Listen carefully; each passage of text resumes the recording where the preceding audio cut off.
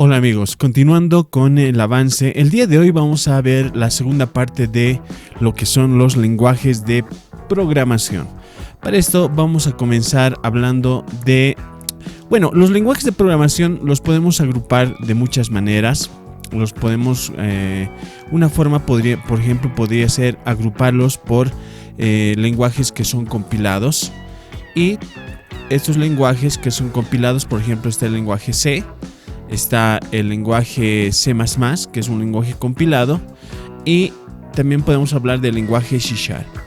Recordemos que los lenguajes, para poder funcionar, necesitan un programa, ¿no? En este caso, el compilador, el que compila, es un programa que lo que hace es lleva el código fuente que está escrito en un lenguaje de alto nivel, lo compila o lo traduce a un código máquina que pueda entender, obviamente, la máquina, que son ceros y unos. Ese es el trabajo del compilador.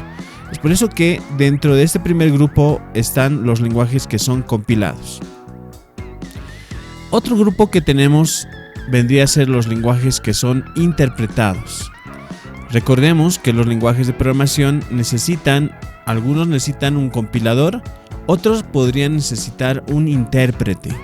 El intérprete también es un programa, es un software que lo que hace es no traduce todo el código de una forma entera, sino que lo hace línea por línea según lo que uno va necesitando, ¿ok?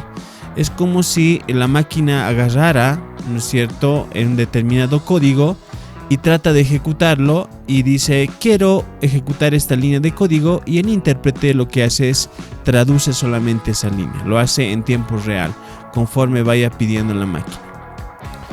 Entonces tenemos JavaScript, es un lenguaje interpretado, Python es otro lenguaje interpretado, y también tenemos a Ruby, que es otro lenguaje interpretado.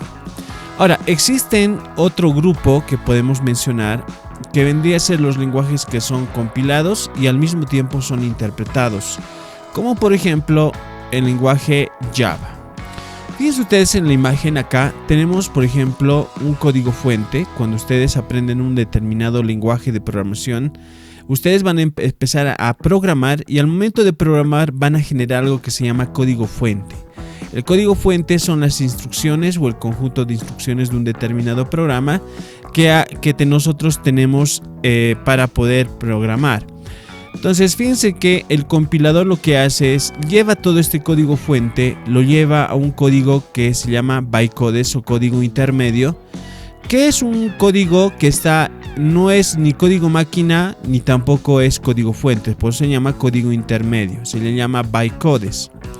Este código luego es interpretado por el intérprete y lo hace mediante una máquina virtual de Java, o como se le llama en inglés, la Java Virtual Machine, que nos ayuda a poder interpretar todo este código, ¿ok?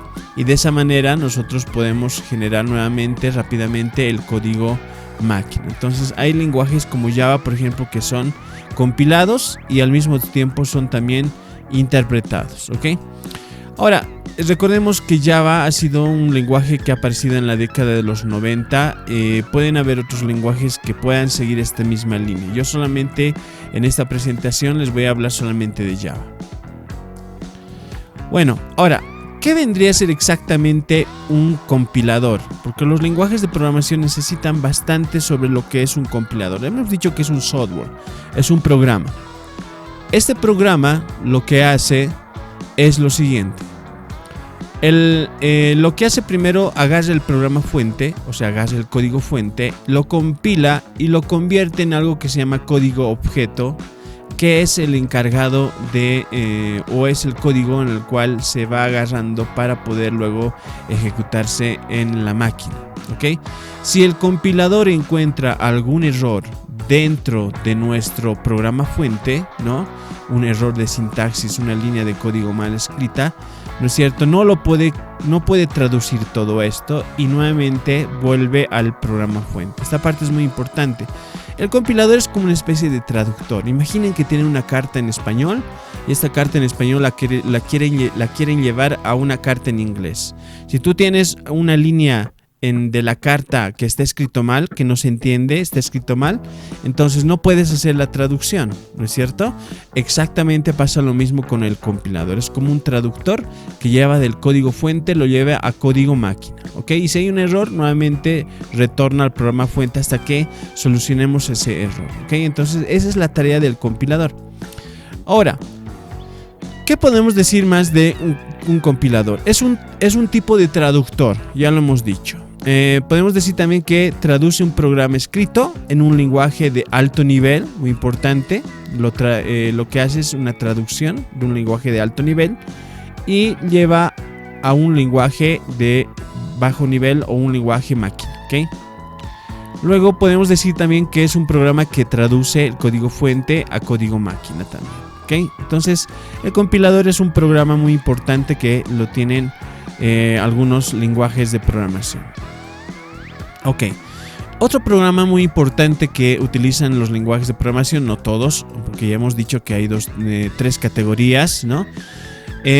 Son los intérpretes. ¿Qué es lo que hace? Agarra el intérprete, el programa fuente o el código fuente y automáticamente da la salida. Como les decía, nos ayuda a nosotros a poder ejecutar línea por línea. Es como una especie de intérprete como los que ustedes pueden encontrar, por ejemplo, entre un español y un inglés, ¿no?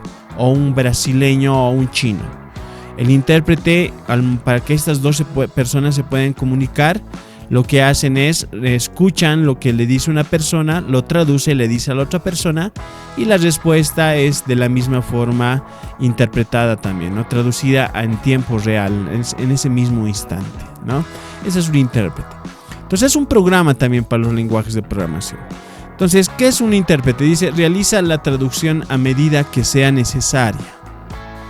¿Okay? O sea, no hace una transformación de todo el programa, una traducción, todo el programa, sino de que lo hace línea por línea. Imaginen la misma carta de hace un instante, que la carta la va interpretando línea por línea, ¿no? No hace una traducción completa, sino que lo hace en línea por línea. Ahora, también podemos decir que es un programa que traduce instrucción por instrucción. ¿Okay? Eso vendría a ser un intérprete.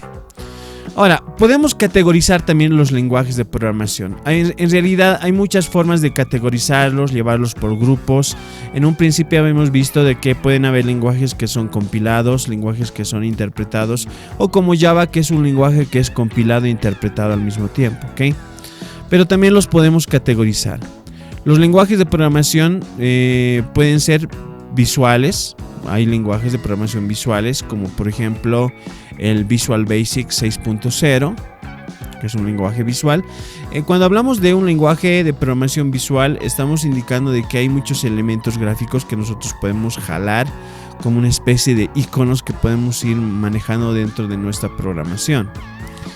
Luego tenemos otro que es muy conocido como Visual Fox Pro. Y otro, obviamente, como Visual Basic.net. Son lenguajes visuales, ¿no? Ok, acá tenemos justamente una imagen, ¿no? De muchos lenguajes de programación. Otra categoría que podemos tener son los lenguajes de programación orientado a objetos. ¿Ok? Es otra categoría que podemos crear también. Fíjense ustedes de que el lenguaje de programación, al momento de utilizarlo, hay algunos que son más orientados a cierto estilo de programación. Cuando hablamos de orientado a objetos, estamos hablando de que el lenguaje tiene un estilo orientado a objetos, ¿ok? O sea, básicamente un lenguaje de programación nos sirve para poder crear un nuevo programa, ¿no? Un nuevo conjunto de instrucciones para la máquina, ¿no? Que puede hacer cualquier cosa. Para poder crear este programa o este conjunto de instrucciones con el lenguaje de programación, nosotros podemos seguir estilos de programación. La programación orientada a objetos es un estilo. Y hay lenguajes que están más orientados o inclinados a este estilo. Y es por eso que hemos creado la categoría de lenguaje de programación orientado a objetos. ¿Ok? Entonces, acá podemos ver una gran cantidad de lenguajes que nosotros podemos utilizar. Ahora, ¿quiénes son lenguajes orientados a objetos? Por ejemplo, el lenguaje C++. Es muy recurrente este lenguaje, el lenguaje C. Hay otro que se llama C#. El lenguaje C, por ejemplo, no era un lenguaje de programación orientado a objetos, pero el lenguaje C++, que fue una mejora del lenguaje C, ya es un lenguaje orientado a objetos. O sea, la programación orientada a objetos me dice, para poder solucionar un problema o crear un determinado programa, tienes que basarte en clases y objetos, ¿ok? Es lo que me dice. Es como si yo quisiera construir una casa y digo, yo voy a construir esta casa solamente con maderas y clavo y pegamento, por decir, ¿no? Pasemos a la siguiente. El siguiente lenguaje que es un lenguaje de programación orientado a objetos es Java también, que es una combinación de lenguajes como el lenguaje C++, ¿no?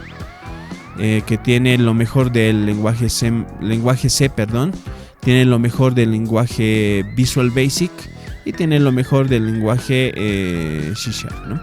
Luego tenemos lo que es el lenguaje de programación orientado a objetos. En esta parte hay una pequeña corrección. Este es lenguajes de programación orientado a eventos, que es otra categoría grupo que podemos formar. Ahí está, como les decía, el lenguaje C. Tenemos el lenguaje Visual Basic, ¿ok? De esa manera hemos visto la segunda parte de lo que son los lenguajes de programación.